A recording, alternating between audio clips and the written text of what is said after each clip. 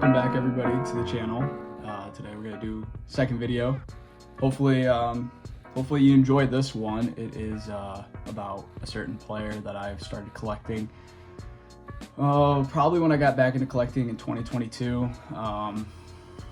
It's just one of the few vintage guys that I kind of got deep into collecting, and I say I like personally collect them, but I also feel like I don't have enough cards to say that. But one of my favorite players, it goes all the way back to playing MLB The Show with his character, and it was just fun and to enjoy it.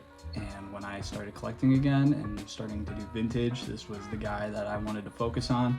So I got a few cards here that I want to show. Okay, so the guy that I'm talking about is Eddie Mathews. I would say and even consider one of the greatest third basemen of all time, if not the greatest third baseman. There have been plenty of third basemen in the game that you could argue that are the best or have been the best. But in terms of just like who he was as a player, he was just built different for the time. Eddie Mathews playing in the 50s and 60s, he was just a force along with Hank Aaron next to him before getting traded from the Braves. Again, I'm not a historian, but you gotta give some background. So yeah, I've got a nice thick stack of cards here that I want to talk about and show off. And I got two little oddball things that aren't card related, but include him. So yeah, let's get started with the first one that I have in my collection. I would say it was probably my favorite card of all time until I started collecting a little bit more things. But yeah, it is his 1953 Bowman Color. By far one of my favorite sets, and I am collecting the set. Just it's kind of on the back burner right now because it's so expensive, but I just absolutely love this set. I bought this originally raw and sent it into SGC, and it came back a 6, and I was absolutely ecstatic that I even got a 6. It was perfect centering in my eyes. I mean, it definitely could be a little better, but I mean, as a 6, I don't think I'll be upgrading it anytime soon. Moving on to the next card, we have his 53 Topps. I would argue now that this is probably my favorite Eddie Mathews card in my collection. This is one of the few cards, and I'll probably put it somewhere in the video. This is one of the few cards that I've actually upgraded a few times. So I haven't always had the 6, but I think I had a 1.5, I'm guessing, and then that's just gonna whatever. But yeah, I think I had a 1.5, a 4.5. And then I ended up upgrading to the 6, and I think it's one of the cleanest copies. It is a little off-centered, but I mean, you can't argue with the 6 from a card from 53. It's iconic, it's beautiful. I would argue it's even better than his actual rookie card, which one day I will own. But yeah, that's just by far probably one of my favorite cards in my collection of his. Moving down the line, this is another one. His 54 Topps. I got this from a buddy, Wade, on Twitter, which he's no longer on Twitter, but he is on Facebook. So if you're on, or not Facebook, sorry, on Instagram. If you're on Instagram, go follow him. I think it's Floating Heads Collection. I'll just literally insert his thing right here. You go check him out. He has a bunch of great stuff, but he was helpful enough to send me this card, and then I ended up getting it graded and it came back a 5, and I was really happy about it, because this is another card that I got upgraded from, I think it was a 2.5 or a 2. I got it to a 5, so big upgrade. I can't complain about it. It's pretty well centered. It's a little off centered here, but I mean, you can't really argue about it. I actually have 2 of the cards, but this one is signed. I recently actually just got this, I want to say 2 weeks ago. 54 card signed, which is absolutely beautiful. I think his signature on this is like perfect. I'm gonna shout him out here, Dylan, aka Cards with a Story. If you don't follow him, go follow him on Twitter and on Instagram. He stole one of the cards I was looking at for an Eddie Mathews auto. I think it was on his 53 Topps, and it was like absolutely perfect. And I like literally put it in my my watch list, and then the next day it like disappeared. And sure enough, he was posting about how he got this new card. So I think I have a better one. But that one's also really cool too, but it's all fun and games. This one is a bit of an oddball. It's the Johnson's Cookie, Eddie Mathews from 54.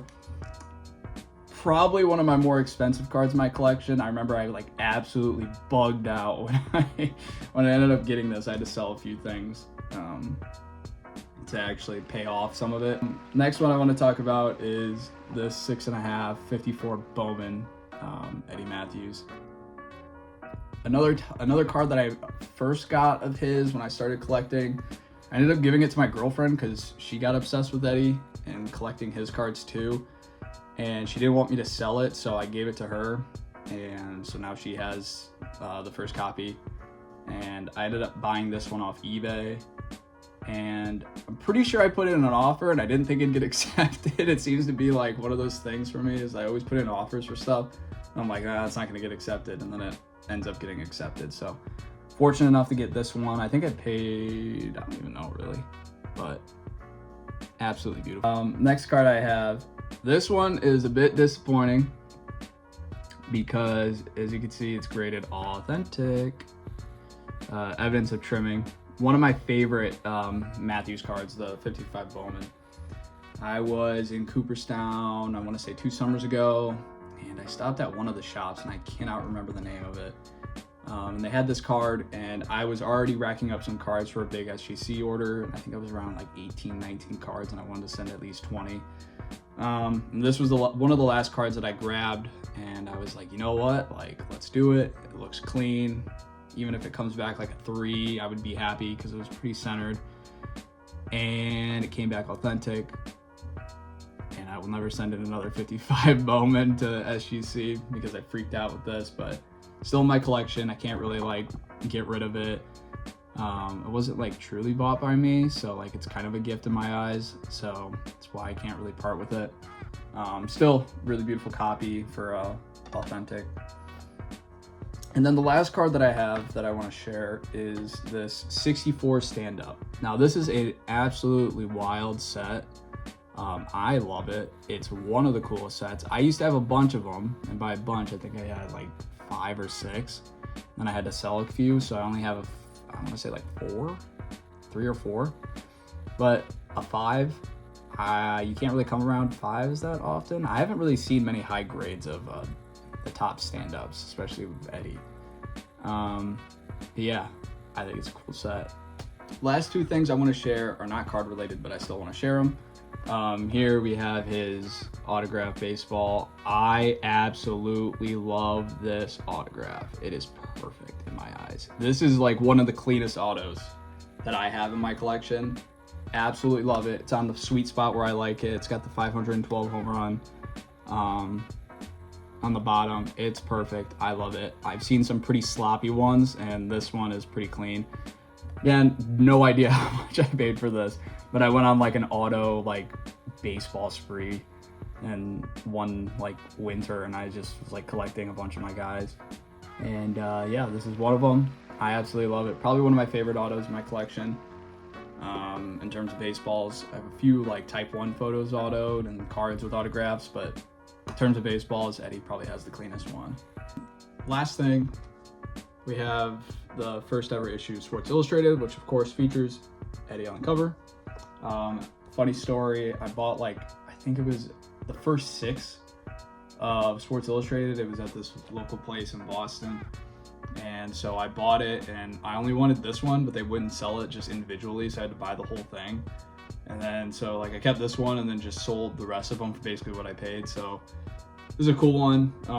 It doesn't have the cards that are supposed to be inside, but it's still the cover. It's still the first one, so that's why I have it and I enjoy it. So I hope you enjoyed this video. I hope you come back for the next episode. I know it's kind of weird that I only post like once a week, but I don't have that much time to record and edit videos, so I do what I can, and I'm just thankful that people are actually watching these and enjoying them. So I hope you enjoyed this episode. Make sure you follow my socials. You like and subscribe because you're supposed to say that at the end of every YouTube video, and I hope you have a great day.